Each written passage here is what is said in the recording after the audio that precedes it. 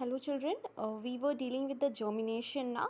So in as I have told you what is germination. So children, germination is the process in which the seeds, okay, they develop into a seedling or a young plant or a baby plant.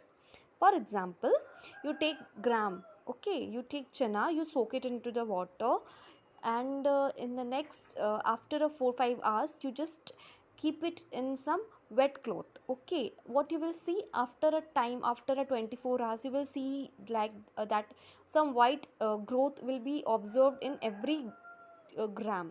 So what is that? That is germination. And that white portion now, okay, that sprouted chana, okay, that sprouts, they will finally develop and they will form the roots of the plant.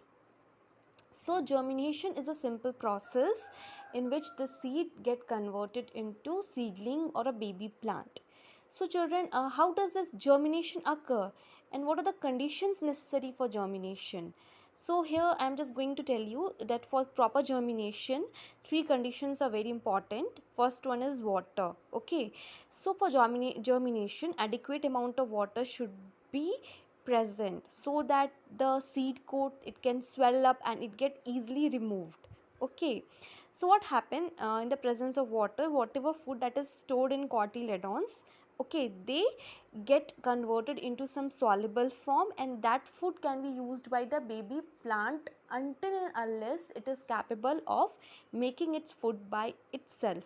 Here you can see now, here one of the seed is taken, okay, it has been just put under the soil, okay, planted, then its proper watering has been done, and then after a time what is happening, the roots have started to germination have started, and then finally the germination is forming the roots, and from this cotyledon one baby plant is coming out. So till the time this baby plant is small na, this cotyledon it will provide this plant with food, and when the plant is grown up, okay, it has developed its leaves and all the things, then this plant will make its food by itself. Okay, uh, this cotyledon won't be providing it food any longer because now this plant is a big plant, it's a young plant, and it can prepare its food by itself.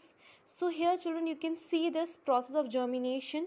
So you can here easily see now water is essential for germination, sunlight is essential for germination, and air. Okay, all of you know now the plants make the food by photosynthesis, and in this process they need sunlight, water, okay, proper temperature, and the nutrients from the soil to make the food. Okay, now the second important condition is air.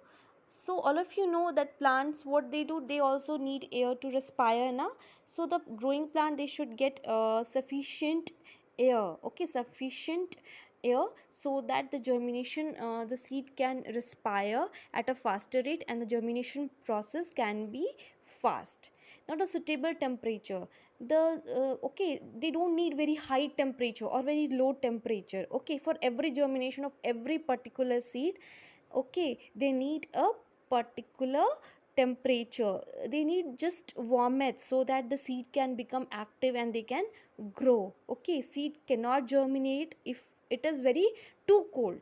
Okay, yeah, in the winter season, okay, the germination it can't happen very, matlab, if it's too cold place, okay, the germination can't happen easily. Okay, because optimum temperature is required. Okay, so what happened when all the things, when water, air, suitable temperature, they are present in a suitable amount, okay, then in a right amount, then the seed can easily develop, and they will develop into a baby plant. Okay, moisture, warmth, okay, everything is required for the proper germination, but in a particular amount. Now children, we are going to deal with the propagation. Okay, so as I have told you, know, in the plants have two medium of reproduction, sexual and asexual. So we are going to deal with this vegetative propagation, okay, which is a kind of asexual reproduction. So in this kind of propagation, vegetative propagation or asexual reproduction, the one plant, the multiplication of plant is happening, that means the number of plant is getting increased, and what is, and new plants are being formed from the parent plant by using their vegetative parts. As I have every time I'm giving the example of rose na, if you have a rose plant, if you want to increase the number of the rose plant in your garden, you will simply cut the stem of the rose plant, you will plant it in a new place, and then what will happen, then more rose plant will be generated, okay, will be obtained.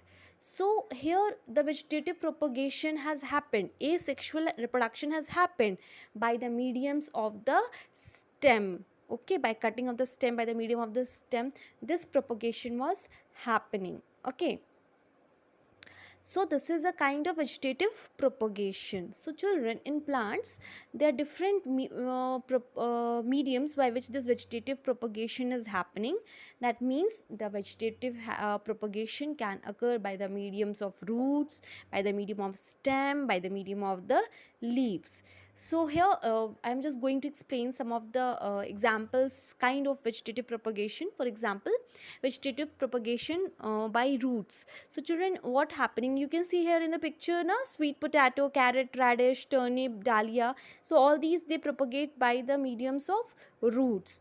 What happening, their roots have some tuber like structure, okay, this they are known as tuberous root, okay, and when these roots are planted they grow into the new plant. Now vegetative propagation by leaves. Here you can see the leaf now, at the margin of the leaves the baby plants are there with their roots. So what happened, this is a exam that's happening basically in the bryophyllum, okay, in this kind of seeds, at the margin of the leaves the baby plants are originated, they develop their root, and when the plant is properly developed, okay, when the root is well formed, when the leaves are well formed, and when the plant is able to make its own food, they detach from this main leaf and they then develop into a new plant. So this is an example where the vegetative propagation is happening by the mediums of the leaves. Now by stem. So children, potato, ginger, onion. So what are these? They are having small buds. You must have seen the ginger now. Small different so much branch, so much birds kind of thing is coming out. When you detach that bird and you plant it, it will develop into the new plant in a few days. So what is this? This is the way through which the propagation is happening by the medium of the stem. And this kind of propagation is also seen in lily, turnip, chrysanthemum, okay, the bird shaped some underground stem is formed which are called as bulbs, and when you detach this bulb and you plant it, the new plants will be formed. So some plant also can be produced by artificial vegetative propagation, for example rose, sugarcane, money plant, okay. In a money plant, children, it's very common, you just cut one of the branches and you plant it in a water or in the soil, it will develop into a new money plant, okay, it will develop into a new money plant. So what is this? This is a propagation by the medium of the stem. And now children, reproduction also happens by spores also. What is this spores? So what happen, children, there are some plants, they are called non-flowering plant. So why they are called non-flowering plant? Because they don't have flowers, they don't bear flowers. So how these how these plants are going to propagate? So they have spores, tiny seed-like structures, okay. Actually it's not seed, like the seed, okay, very tiny, very small structure which is known as spores. So these plants propagate, they multiply by the spores, for example mushroom, molds, okay, ferns. So they propagate by the mediums of the spores. Thank you children.